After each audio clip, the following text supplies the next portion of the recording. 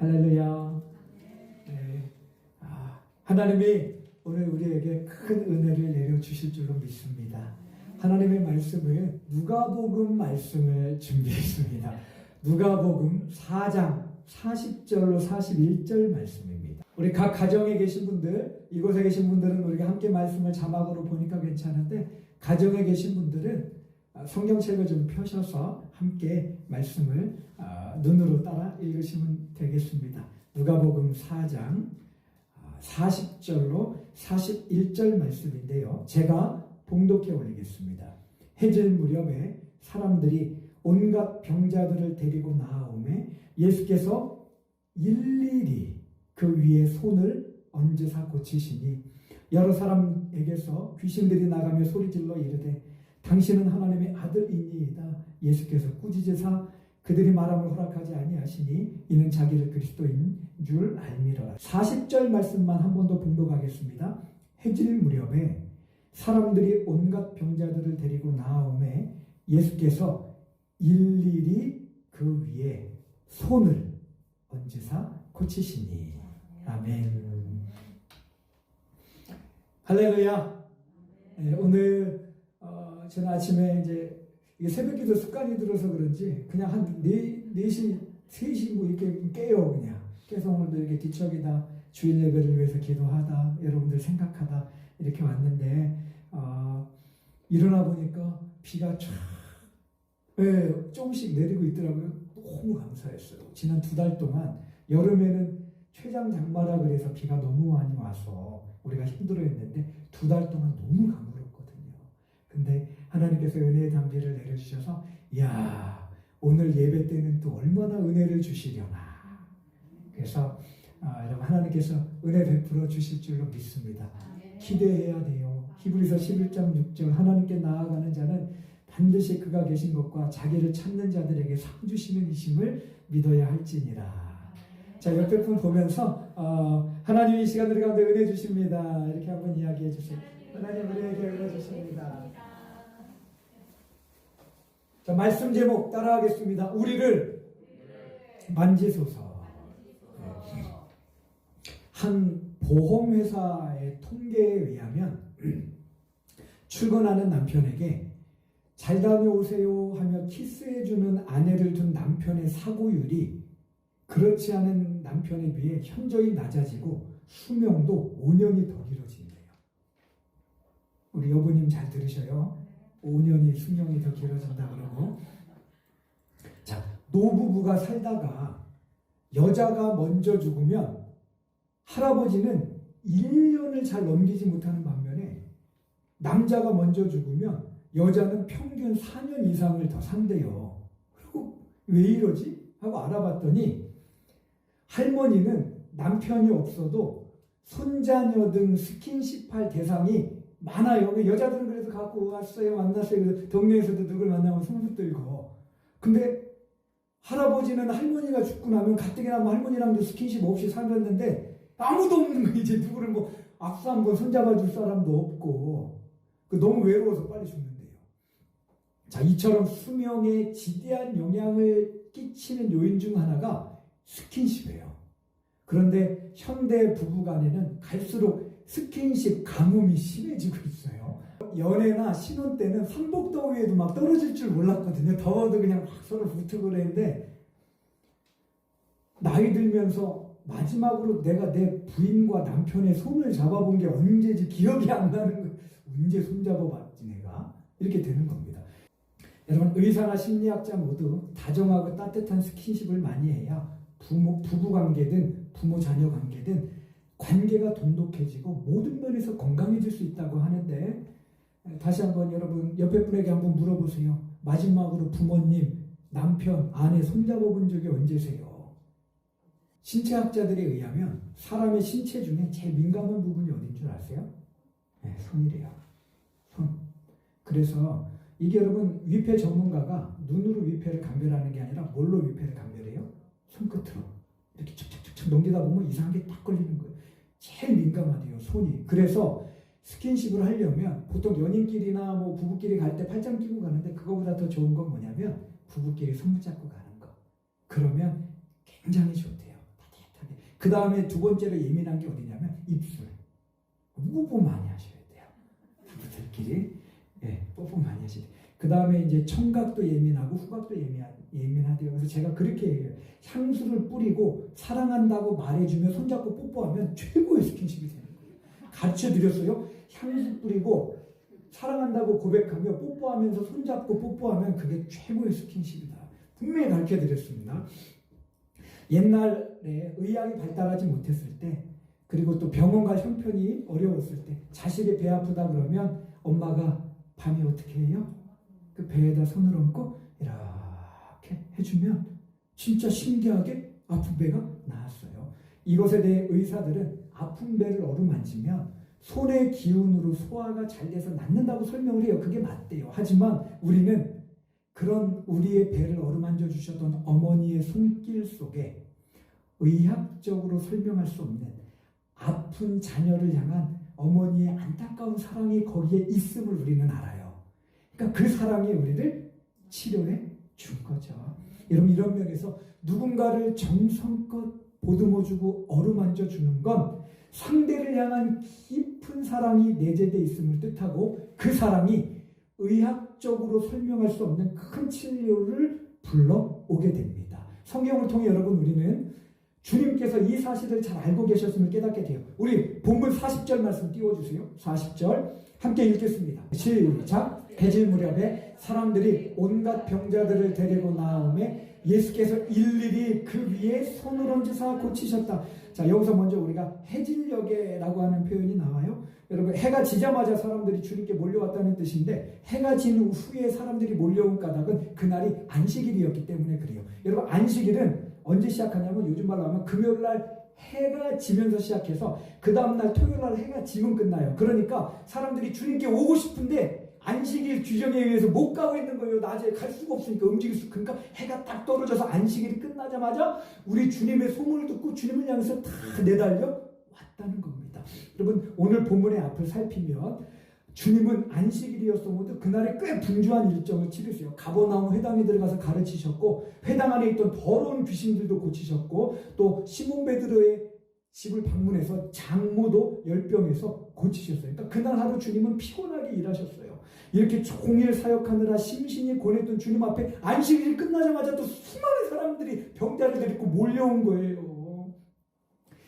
성경이 그 수가 몇 명이다 말하지 않아서 정확한 숫자는 모르지만, 샛별처럼 떠오른 예수님에 대한 소문을 듣고 엄청난 인파가 몰려왔을 것은 안 봐도 상상이 가요. 그럼 사역이 지신 주님께서 이런 상황을 얼마든지 귀찮게 여길 수도 있었겠지만, 누가는 주님께서 당신을 찾아온 사람들을 따라하겠습니다. 한 사람 한 사람 만나주셨다. 한 사람 한 사람 만나주셨다라고 나와요. 여러분, 40절에 어디에서 그게 나와요? 해질 무렵에 사람들이 온갖 병자들을 데리고 나오매 예수께서 어떻게 했다고요? 일일이는 무슨 뜻이에요? 한 사람 한 사람. 주목해야 될 단어가 여러분, 일일이라고 하는 단어예요. 현대인들이 삶을 힘들어하는 이유 중에 하나가 이 사회나 사람들이 나를 소중한 존재요 인격체로 봐주지 않기 때문에 그래요. 여러분, 창세기 1장 27절이 밝히듯 우리 각자는 하나님의 영광스러운 형상으로 지음받은 존재로 존중받고 사랑받기에 합당한 존재입니다. 할렐루야. 우리 옆에 분 보면서 당신은 최고의 걸작품입니다, 이렇게 하나님의 걸작품입니다 얘기해 주세요. 우리 백 집사님은 하나님의 걸작품입니다. 우리는 누가 뭐래도 흔들 수 없는 자존감이 있는 사람, 최고의 사람이에요.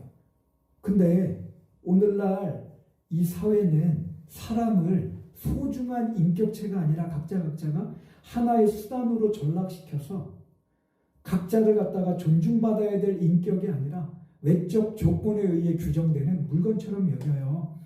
여러분, 이런 무정함이 활보하는 대표적인 공간이 우리 자녀들이 다니는 학교예요. 여러분, 애들 하나하나가 공부를 잘하든 못하든 그 애 하나하나가 얼마나 소중합니까? 그잖아요. 근데 오늘날 학교는 성적을 근거로 1에서 9까지 등급을 매기고는 그 숫자로 아이들을 평가해요. 너는 될성식품 1등급, 너는 떡잎이 노란 9등급. 부산의 한 초등학교는 성적 순대로 급식을 줬대요. 1등 먼저 먹고 그 다음에 2등 먹고. 성적이 안 좋아서 밥을 나중에 먹어야 하는 아이의 마음이 얼마나 큰 열패감에 휩싸이겠습니까? 여러분, 오히려 그럴수록 시험 못 보내, 성적 안 좋은 애를 갖다가 야, 너 이번에 시험도 못 받고 성적 안 좋아서 기분도 나쁠 건데 너 먼저 1등으로 먹고 힘내. 여러분, 이래야 사회가 맞는 거 아니에요? 요즘 성도님들 자녀들 중에도 공무원 시험에 목숨 거는 친구들 많죠. 정년이 보장된 안정된 직장이라 그런 면도 있지만 여러분, 청년들이 왜 공무원 시험에 목숨 거는지 아세요? 공무원 시험은 대학 간판을 안 봐요. 서울대를 나왔든 지방대를 나왔든 그냥 붙으면 되는 거예요. 지방대생들이 공무원 시험에 매달리는 이유는 간단해요. 지방대라는 홀대가 없잖아요. 학력 제한도 없죠. 출신도 안 가리죠. 그래서 그들에게 공무원은 절체절명의 과업인 거죠. 여러분, 한 사람 한 사람 가까이에서 보면 다 누군가의 소중한 자식들인데 그냥 지방대 출신이라는 주운 글씨를 이마에 새겨버리고는 별 볼 일 없는 인생으로 청년들을 낙인 찍어버린다니까요. 그게 아니잖아요. 여러분, 우리 자녀들이 얼마나 귀해요. 탤런트 그 김재동 씨라는 사람이 자신의 책에 이런 글을 한번 썼더라고요. 들어보세요. 더울 때는 더운 곳에서 일하고 추울 때는 추운 곳에서 일하는 사람들을 가리키며 너 공부 안 하면 저렇게 된다고 몰아붙이는 사회가 아니라 더운 날 더운 곳에서 일하고 추운 날 추운 곳에서 일하는 사람들 덕분에 우리가 이만큼 편하게 살 수 있어 감사하다. 이런 이야기를 듣는 날이 왔으면 좋겠습니다. 여러분, 이게 맞는 거 아니에요? 고되고 굳은 일을 하는 분들 역시 존중받아야 마땅한 누군가의 소중한 남편이요, 아내요, 아버지란 말이에요. 근데 세상은 그냥 직업이 뭐 좀 그렇다 그러면 별 볼로 그게 여러분 왜 그래요? 그런 게 어디 있어요? 그래서 경비원들을 향해서 막 갑질하고 여러분, 그 사람이 높고 낮음이 어디 있습니까? 다 하나님 안에서 소중한 존재인데 세상은 근데 이렇게 돼요. 여러분, 이런 무정함은 오늘날 세계 곳곳에서 전쟁과 테러, 굶주림으로 고통 속에 죽어가는 이들을 대할 때도 여지없이 나타나요. 여러분, 35,000이라는 숫자가 무슨 숫자인지 아세요? 35,000. 하루에 굶어 죽는 사람들의 숫자예요. 여러분, 하루에 35,000명이 굶어 죽고 있거든요. 근데 우리는 그 사람들, 굶어 죽는 그 한 사람 한 사람이 얼마나 소중한 영혼들입니까? 근데 우리는 35,000이라고 하는 숫자 속에 뭉뚱그려 그들을 넣어놓고 외면하고 산다니까요. 이런 무자비함은 하나님의 창조 세계를 향해서도 여지없이 발동합니다. 여러분, 2018년 동계올림픽 때 세계적 보존 가치가 있는 수백 년 된 나무 수만 그루가 있는 가리왕산을 갖다가 그냥 밀어버렸잖아요. 저거 이틀 경기했어요. 그래서 저도 반대했고, 제가 반대한다고 뭐 듣지도 않더만요. 수많은 환경운동가들이 가서 이 숲에 담긴 가치는 돈으로 환산할 수 없다. 여러분, 저거 복원하려면 몇천억, 몇백억, 몇천억 그냥 들어요. 이틀 경기하자고 저걸 쓸어버려요? 오늘날 세상이 이런 거예요. 여러분, 오늘날 세상이 이처럼 무정합니다만 누가는 40절 말씀에서 일일이라고 하는 단어를 통해서 외치는 거예요. 주님은 이런 세상과 달리 당신께 나온 초라한 인생들, 율법에 의하면 하나님께 저주받은 자로 여겨진 각색 병자와 귀신 들린 이들을 그냥 존귀한 존재로 여겨서 한 사람 한 사람 다 품어주시고 만져주시고 안아주셨다는 겁니다. 할렐루야. 여러분, 이게 우리 주님이라는 거예요. 그 주님의 사랑이 오늘 나를, 저와 여러분을 향하고 있다는 겁니다. 노벨 문학상을 수상한 스웨덴의 소설가인 셀마 나게를레프라고 하는, 처음 들어보는데요. 목사님, 그런데 닐스의 모험이라고 아마 옛날에 어릴 적 만화가 있었는데 그 만화, 그 소설을 쓴 작가예요. 이 여류 작가가 쓴 단편 소설 중에 이런 내용이 있어요. 도시가 있는데 그 강이 있고 다리가 하나 있어요. 근데 어느 날부터 사람들이 인구가 늘더니 다리에 사람 통행량이 많아졌어요. 그래서 시장이 그럼 다리를 갖다가 사람들이 하루에 몇 명이나 왔다 갔다 하나 세봐서 너무 사람이 많으면 다리를 다시 뭐 증축을 하든지 고쳐야 되겠다. 그래서 공무원 한 사람에게 명령해서 사람 숫자를 세라 그래요. 그러니까 그 한 사람이 다른 청년을 하나 고용해서 둘이 이제 하루 종일 숫자를 세는 거예요. 너는 이쪽에서 세고 나는 저쪽에서 세갖고, 왜냐하면 숫자가 맞아야 되니까. 그래갖고 이제 끝나고 나서 맞춰보면 청년이 센 숫자가 늘 한 명이 적어요. 그 다음 날도 또 셌는데 또 청년이 한 명이 적게 세고, 그 다음 날도 또 한 명이 적게 세고. 그래서 이 공무원이 뭐 숫자 한 명이야 큰 차이는 없지만 물어봤대요. 야, 너나 나나 똑같이 왔다 갔다 하는 사람을 세는데 왜 네가 센 숫자는 늘 한 명이 부족하니? 그러니까 그 청년이 뭐라 그랬는지 아세요? 네, 저기 아침마다 제가 짝사랑하는 여인이 이 다리를 건너서 일터로 가는데 제가 사랑하는 그녀를 결코 숫자에 포함시킬 수가 없었습니다. 이런 감동적인 얘기를 듣고도 기가 막힌 얘기예요. 여러분, 내가 정말 사랑하는 사람은요, 숫자로, 여러분 영화를 찍을 때 내 만약에 자식이 단역 배우가 돼서 엑스트라로 잠깐 지나가도요, 부모 눈에는 주연이 눈에 들어오는 게 아니라 그 잠깐 스치고 지나가는 자식이 내 눈에 들어오는 거라니까요. 우리 주님이 우리를 바라보시는 마음이 그 마음이라는 거예요. 우리는 별 볼 일 없으면 외면하고 뭐 그냥 대충 숫자 속에 뭐 많은 수이 하나 그렇지만 주님은 안 돼요. 너는 내가 누구보다 사랑하는 내 자식이라는 거예요. 그리고 주님의 눈을 떼지 않으시는 거예요. 한 사람 한 사람 만나주시는 거예요. 누가가 그걸 말하고 있는 겁니다. 이런 예수님의 행적을 통해 우리는 주님께 나온 본문에 보잘것없는 인생처럼 별 볼 일 없는 우리들 역시 당신의 사랑받는 소중한 자녀로 일일이 대해주심을 깨닫게 됩니다. 여러분, 사실 자식보다 손주가 더 예쁘다 그러잖아요. 근데 이렇게 자식보다 예쁘다는 손주도 내 몸이 피곤하고 마음과 삶의 여유가 없으면 귀찮아지는 게 사람이에요. 그래서 손주가 오면 올 때 반갑고 갈 때 더 반갑다 그러잖아요. 빨리 가라 이렇게 된다는데, 여러분, 하지만 우리 주님은 사람과 달라 혹 나를 낳은 부모조차 나를 잊어도 주님은 당신의 손바닥에 내 이름을 새겼다 하시며 우리 각자를 당신의 소중한 자녀로 영접해 주십니다. 우리 말씀 한번 이사야 49장 15절 16절 말씀 함께 읽겠습니다. 시작. 여호와께서 대답하신다. 어떻게 여자가 젖먹는 자식을 잊을 수 있겠으며 자기가 낳은 아들을 불쌍히 여기지 않을 수 있겠느냐. 어머니는 자기 자식을 잊을 수 있을는지 몰라도 나는 너희를 잊지 않을 것이다. 예루살렘아, 내가 너를 내 손바닥에 새겼으니 내 성벽이 항상 내 앞에 있다. 할렐루야. 여러분, 사람들은 나를 잊어버릴 수 있어요. 잘 나갈 때는 그래도 뭐 이렇게 좀 붙다가도 내가 아프고 왜 뭐 이렇게 좀 초라해지면 사람들은 나를 잊어버릴 수 있어요. 그러나 우리 주님은 너를 내가 내 손바닥에 새겨서 나는 너를 잊지 않는다. 이렇게 말씀을 해 주십니다. 할렐루야. 오늘은 본문이 짧기 때문에 제가 오늘 말씀을 가지고 좀 이렇게 이 말씀을 적용될 수 있는 사람들 이야기를 좀 더 해볼게요. 천재 소리를 들으면서 미국의 음대 중에 가장 유명한 음대가 어디예요? 두 군데 대표적으로 줄리어드하고 바클리가 있잖아요.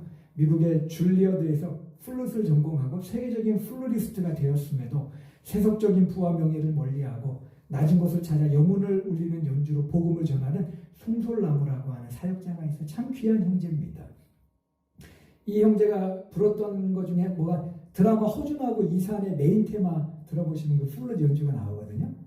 그걸 이 친구가 불었는데, 여러분 근데 이 송솔나무는 어렸을 때 시내 최고급 호텔에서 뭐 자주 식사를 할 만큼 부유했으나 초등학교 때 아버지의 사업 부도로 빚쟁이들을 피해서 1988년 엄마 누나와 함께 도망치듯이 이민을 갔대요, 미국으로. 그 후에 허름한 이모 집에서 얹혀 살았는데, 이들이 정식 비자를 받기 위해서는 피아노를 치는 누나가 하루라도 빨리 줄리어드 프리스쿨이라 그래갖고 거기를 가야 비자를 줬대요. 그러니까 엄마는 누구한테만 매달리는 거예요? 누나한테만. 그러니까 본인은 찬밥 신세예요. 이런 엄마의 홀대 속에 송솔나무가 미국 초등학교를 다녔는데, 키도 작고 왜소한 데다 영어도 안 되죠. 동양권 사람이죠. 그러니까 막 미국 애들한테 얼마나 괴롭힘을 당하고 폭력을 당하고 그냥 먹을 게 없으니까 급식을 못하니까 도시락을 싸갔는데 미국 애들이 와서 도시락에 우유를 붓고 귀가 찢어질 정도로 때리고 그 다음에 그 사물함에다 얘를 가둬놓고 바깥에서 문을 잠가버리고 여러분 이런 짓을 벌였다는 거예요. 그래서 이 송솔나무가 이 폭력을 피할 수 있는 곳은 화장실밖에 없었답니다. 그러니까 틈만 나면 그냥 어디가 있는 거예요? 그 화장실에 들어가 있는 거예요. 괴롭히면 안 당하려고. 근데 한 번은 화장실에 이렇게 가고 변기에 이렇게 앉아 있는데 쭈그려 갖고 이렇게 그냥 발 놓고 앉아 있는 거죠. 하나님께 막 따졌대요. 하나님, 왜 내가 미국에 와서 혼자 이렇게 고통당해야 돼요? 그러면서 화장실에서 그렇게 흐르게 울었답니다. 하나님, 왜 나는 왜 엄마 아빠도 나 다 생각도 안 하고 나는 왜 이렇게 나 혼자 내 인생이 왜 이래 돼요? 그러니까 하나님께서 송솔나무 마음에 이렇게 말씀하시더래요. 얘야, 내가 여기 있잖니. 너와 늘 함께하는 내가 너랑 친구가 되어주면 안 되겠니? 이런 음성에 서러움이 북받쳐서 눈물을 펑펑 쏟으며 하나님께 이렇게 울부짖었대요. 하나님, 사람들은 제 이름도 부르지 않아요. 친구들이 저를 매일 놀리고 때리며 못살게 굴어요. 이런 저는 차라리 태어나지 말았어야 되는 거 아닌가요? 실수로 태어난 거 아니냐고요. 그러자 하나님께서 재차 이렇게 말씀하시더랍니다. 얘야, 그렇지 않단다. 나는 너를 만든 하나님, 내 머리카락까지도 다 세는 너의 하나님이란다.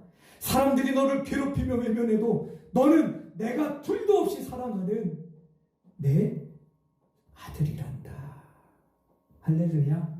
이 거듭되는 하나님의 음성에 상한 마음이 치유된 그는 이후에 기적 같은 도우심으로 줄리어드에 풀로 몇 년 기적처럼 들어가요. 그리고 합격해서 세계적인 그리고 신실한 플로리스트로 서게 됩니다. 어떤 분이 자신에 대해서 이런 자조 섞인 표현을 했더라고요. 자기 신세를 이렇게 얘기하더라고요.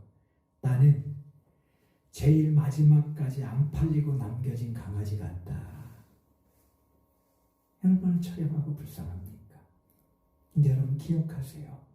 혹 내 인생이 남들에 비해 보잘것 없어도 하나님은 나를 세상에 둘도 없는 소중한 자녀로 일일이 대해 주실 뿐 아니라 오히려 찬송가 내가 연약할수록 더욱 귀히 여기사. 여러분, 내가 연약할수록 하나님은 나를 더 귀히 여겨주시는 분이십니다. 할렐루야. 여러분, 더불어 40절 말씀 다시 한번 띄워주세요. 40절 한 번 더 봉독하겠습니다. 40절 말씀 시작. 해질 무렵에 사람들이 온갖 병자들을 데리고 나오매 예수께서 일일이 그 위에 뭐를 얹었다고요? 손을 얹으사. 근데 여러분 여기서 이 손은 따라하겠습니다. 복수형이다. 기도원 같은 데 가면 목사님들이 안수해 줄 때 어떻게 안수하는지 아세요? 사람들이 많으니까 그냥 한 손으로 싹 이러고 지나가요. 근데 오늘 본문의 손은 복수형으로 안수할 때 주님이 한 손으로 안수하신 게 아니라 어떻게 안수하셨다는 거예요? 이렇게 한 사람 쑥쑥쑥쑥 지나가는 게 아니라 한 사람 한 사람 다 부르셔갖고 그 머리 위에 두 손을 싹 얹으시고 그 다음에 싹 얹으시고 한 사람 두 손을 얹어주셨다는 거예요. 여러분 41절을 보세요. 41절을 보면 귀신 들린 사람들도 있고 뭐 이런 거 보니까 별의별 사람들이 다 있었을 거예요. 41절을 근거로 유추해 볼 때 그들 중에는 흉악한 귀신이 들려 몰골이 비참하기 그지없는 이들도 있었을 것이고 병자들은 지금이야 위생 상태가 좋지만 예수님 당시에 무슨 위생이 있었어요. 얼마나 병들면 몸에서 역겨운 냄새가 났는지 몰라요. 그런 사람들 다 와 있었을 거예요. 전에 제가 100주년에서 예배 드릴 때 가끔 한 달에 한 번 정도 노숙인 여자분이 오셨는데 그분이 와서 앉으면 주변이 초토화가 됐지. 초토화 다 일어나갖고 그냥 자리를 다 바꾸고 예배 중간이라 못 바꾸는 분들은 거기서 그래서 제가 맨날 올 때마다 목욕비 드리면서 다음 주에는 목욕하고 오세요. 그래서 제 생각에는 아마 저 사람들을 주님께서 만지시고 고치실 때 제자들은 다 저쪽으로 피해 있지 않았을까? 왜? 더럽고 냄새 나니까. 여러분, 하지만 주님은 그 모든 것에 아랑곳하지 않으시고 한 사람 한 사람에게 일일이 다가가셔서 두 손을 내밀어 그들을 만지심으로 한 명도 예외 없이 회복시켜 주십니다. 근데 저는요, 이 병자들이 몸이 회복되기 전에 마음이 먼저 회복됐을 것 같아요. 왜요? 나 같은 것을 가족들도 나를 안 만져주고 나를 외면하는데 주님이 나를 사랑으로 그 한 손이 아닌 두 손으로 안수해 주시고 만져주시고 안아주시네. 나는 지금까지 버림받은 인생인 줄 알았는데 그게 아니네. 하나님이 나를 사랑하고 계셨네. 11명의 자녀 중에 누구를 제일 사랑합니까? 어떤 사람이 요한 웨슬리 목사님의 어머니 수잔나에게 물었대요. 11명의 자식 중에 누구를 제일 사랑하십니까? 그랬더니 이 수잔나가 이렇게 대답했대요. 병에서 회복되기까지는 아픈 자식을, 집으로 돌아오기까지는 집 나간 아이를 가장 사랑합니다. 할렐루야. 우리 주님의 사랑이 이래요, 여러분. 나 잘났다고, 나 뭐 건강하다고, 나 다 필요 없다고 이런 사람 여러분, 주님이 사랑하셔도 사랑을 못 느낍니다. 하지만 그렇게 연약한 가운데 있을 때 주님의 사랑이 더 크게 다가오는 줄로 압니다. 우리 임재범 씨만 한번 소개하고 영상 하나 잠깐 보고 마칠게요. 이 사람 유명한 가수잖아요. 이 임재범 씨가 2011년 나는 가수다, 나가수라고 하는 프로에 열풍을 불러왔던 1등 공신입니다. 근데 이 임재범 씨는 여러분 임태근 씨 아시죠? 우리 어르신들은 우리 113 정도만 되셔도 아실 거예요. 권사님, 임태근 굉장히 유명한 아나운서인데 아나운서 임태근 씨 아들로 태어났지만 어떤 이유에서인지 버림받아서 고아원에서 4년간 살다가 할머니 손에 키워지게 돼요. 자, 이런 그의 삶이, 자, 그 와중에 이제 가수가 되어서 한때 이름을 날렸지만 10년 가까이 심한 조울증으로 인해 무대에서 밀려나게 되고 그로 인한 생활고에 한겨울 난방도 못하고 전기와 수도까지 끊겨 씻지도 못하며 길거리에 버려진 담배꽁초를 주워서 피웠대요. 이게 너무 아무것도 없으니까 그러니까 상당히 피폐해진 거죠. 게다가 결혼했는데 아내마저 암에 걸려서 험난한 투병의 길을 걷게 되면서 더 깊은 시리에 빠지게 되는데 문제는 그토록 삶을 힘겨워하는 임재범을 위로해주는 사람이 주변에 없더라는 겁니다.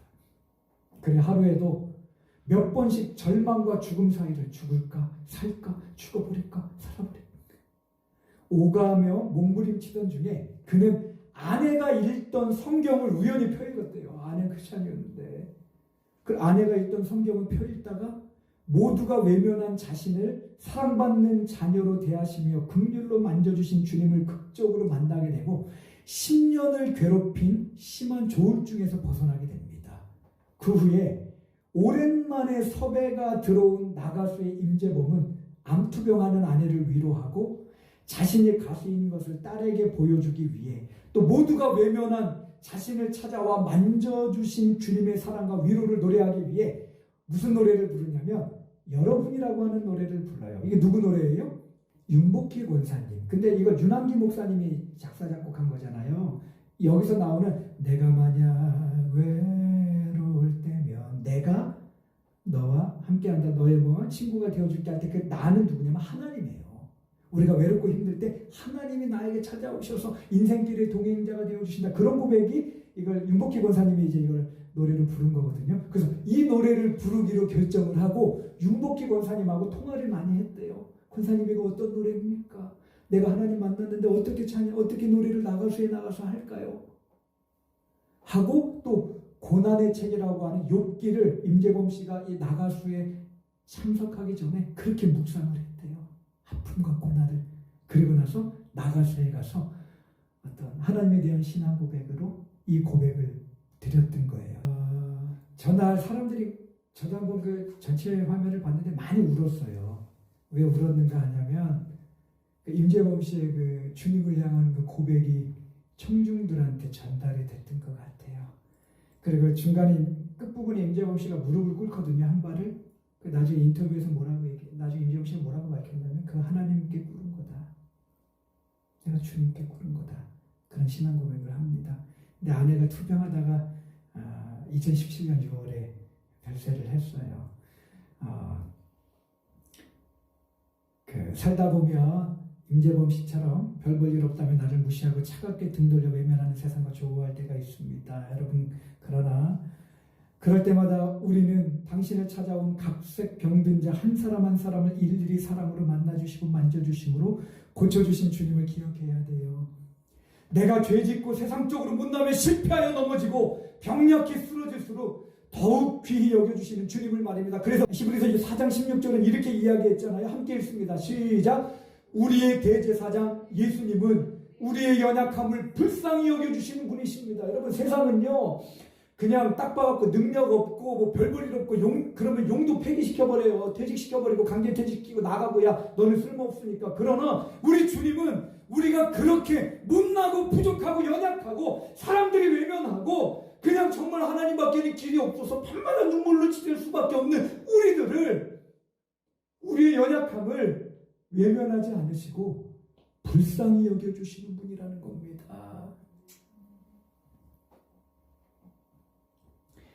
지금 이 시간도 그 주님은 우리에게 다가와 우리를 만져주시기를 원해요. 일일이.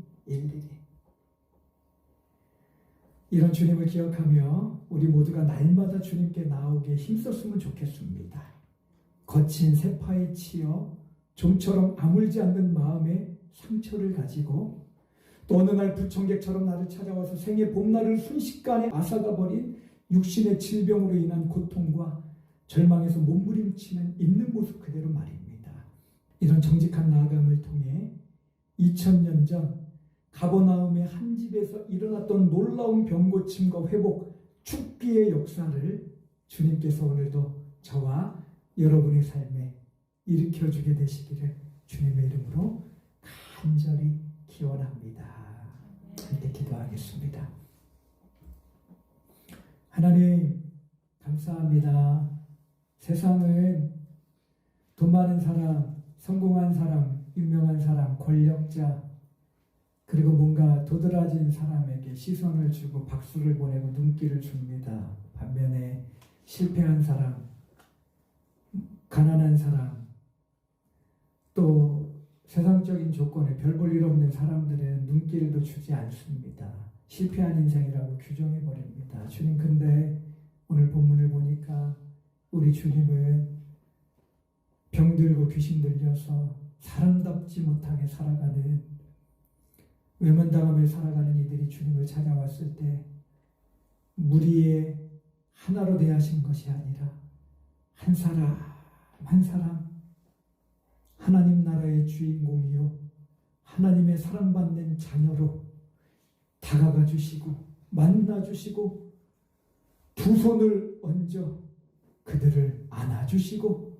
안수해 주시 고쳐주셨던 그 주님의 은혜를 이 시간 우리가 기억합니다. 하나님, 인생 살면서 늘 봄날만 있는 것이 아니라 황량한 늦가을 같은 날도 있을 것이고 북풍한 설 몰아치는 추운 겨울날 같은 인생 날도 있을 것인데, 그럴 때 사람들이 나를 외면하고 멀리하고 한다고 해서 낙심하지 말게 하시고 그 순간 더 우리가 연약할수록 더욱 귀히 여겨서 가까이 다가와 만나주시고 안아주시며 만져주시는, 위로해주시고 보듬어주시는 주님의 손길과 은혜를 기억하며 용기 얻고 힘 얻어 살게 하여 주옵소서. 하나님 감사합니다. 주님 참 고맙습니다.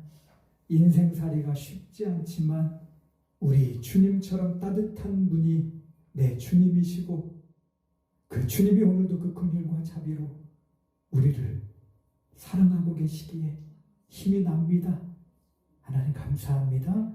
예수님의 이름으로 기도합니다. 아멘.